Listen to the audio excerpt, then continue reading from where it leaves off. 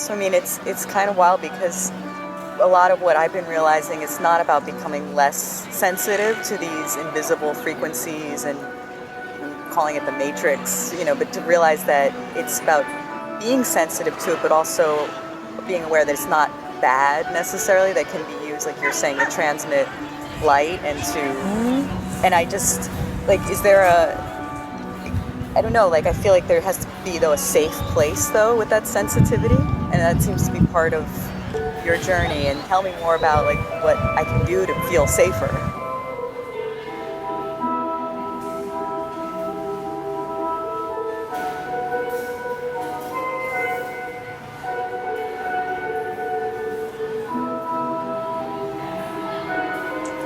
Yeah, I think if anyone's having difficulty with what they're being sensitive or just increasing sensitivity, one is knowing that that's okay and you're probably feeling things that are completely normal, and you can ask for help. If like, hey, I don't know what's going on, I'm feeling really frenetic. I think we're going through a transition to a collective awareness that American culture has lost a lot. Connection with our neighbors, connection with the planet, connection with cultures in the middle of the Amazon.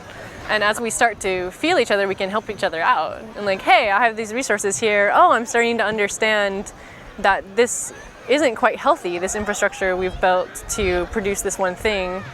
Now I have the consciousness, okay, how can I adjust my relationship with resources of, ideas, invention, materials, industry to do something that's more healthy for the whole collective. I mean, it's a current that's running through everything, and if you bring your presence to that, it doesn't have to be dirty or something you need more of. You just recognize, oh, this is a form of energy that is part of my being, part of the collective being.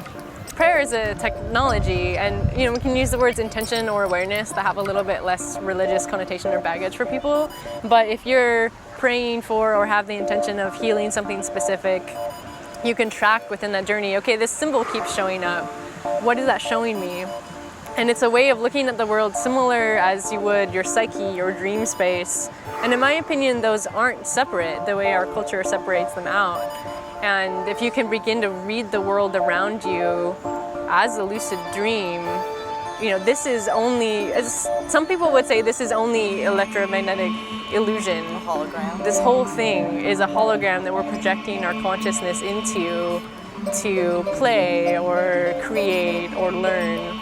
That's what synchronicities could be. Like, I mean, that's what I keep seeing, things, patterns, symbols along the way of this healing journey. Like, I see owls everywhere, and you, meeting up with you today, you're wearing these awesome owl earrings. And I feel like, there's one way of just saying, okay, it means wisdom, it means this, but it's more like, for me, it's not so much what it could mean, but that it's just appearing, the pattern itself.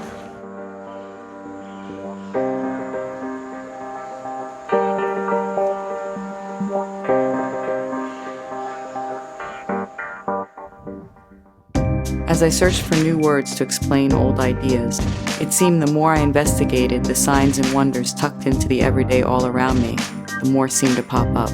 How could this be? Was it possible that my own awareness was somehow connected to these signs and symbols? Or had all my hours of intense and lonely contemplation finally caught up with me and messed with my mind?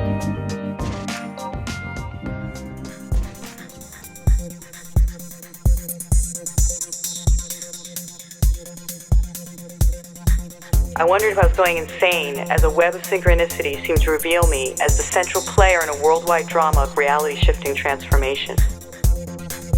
As I read more, I realized that my story fit into an archetype that was shared by others. After an initial big break, there was a series of significant events, sometimes over the course of many years, each one blowing up a different bomb in our being. Maybe it was a near-death experience or an LSD trip or falling in love that broke open their head. Maybe it was a mystical experience, premonitions, strange dreams, UFO sightings, or in my case, the death of a loved one witnessed up close.